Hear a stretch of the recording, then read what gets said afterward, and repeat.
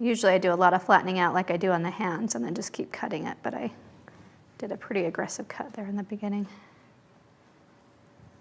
Okay, so again, we're going to compare just for length.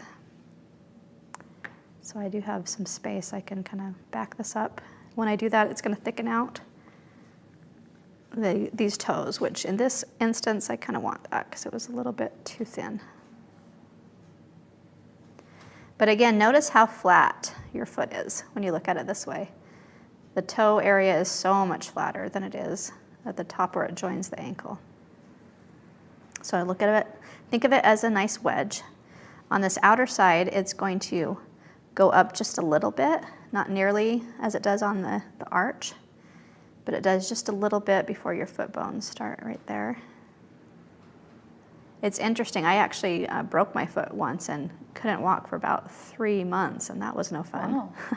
But I'd had a computer, one of those old ancient dinosaur computers, fall on it.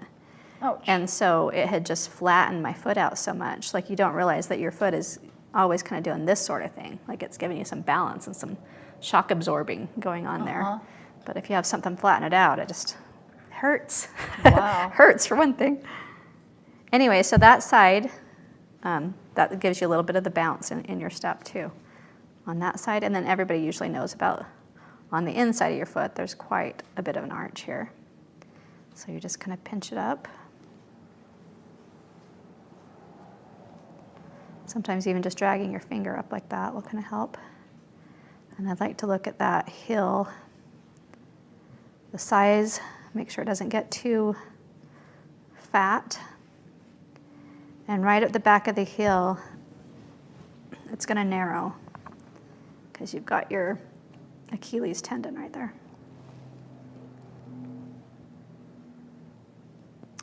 All right, so there's some of the landmarks.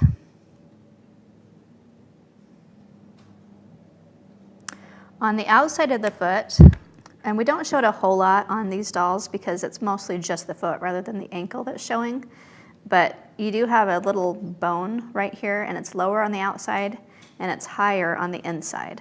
So when you're making your little ankle bones, if you choose to do that on this doll, it's nice to just kind of gather a little bit of clay together. This ankle was a little bit fat anyway, so I knew I had plenty of clay available. A question from Tammy. Sure. April, do you take into account the thickness of clothing, shoes, etc. when making the doll? Perhaps making them a bit smaller so they look correct when dressed? That is a very good point, and that's smart to do. So yeah, it would really depend if you knew that far ahead, but what you're going to do with your doll, how you want her costumed, exactly, you can keep that in mind as well. Because yeah, eventually the end result is really what's going to matter the most. And so whatever you need to do to make it look more realistic or keep the scale more what you want, that's a great tip from Tammy. And I'm so excited you're doing a class too, Tammy. That's awesome. All right, so on the outside, and I'm just doing just a little bit. I think that's going to go a little bit lower.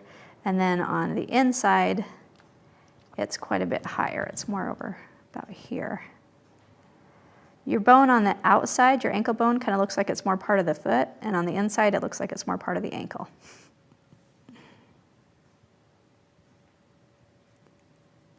But just that little tip and just making a tiny little indent or just a little ball of clay here does a lot to make it look more realistic. All right, and then so next what we'll do is the toes.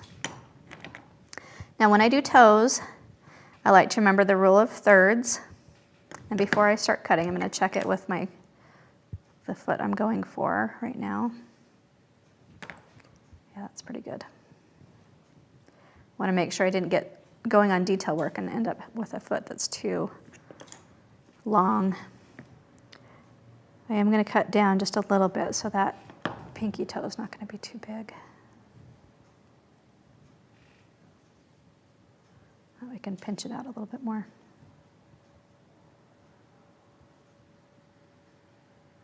Okay, so again, working from your most basic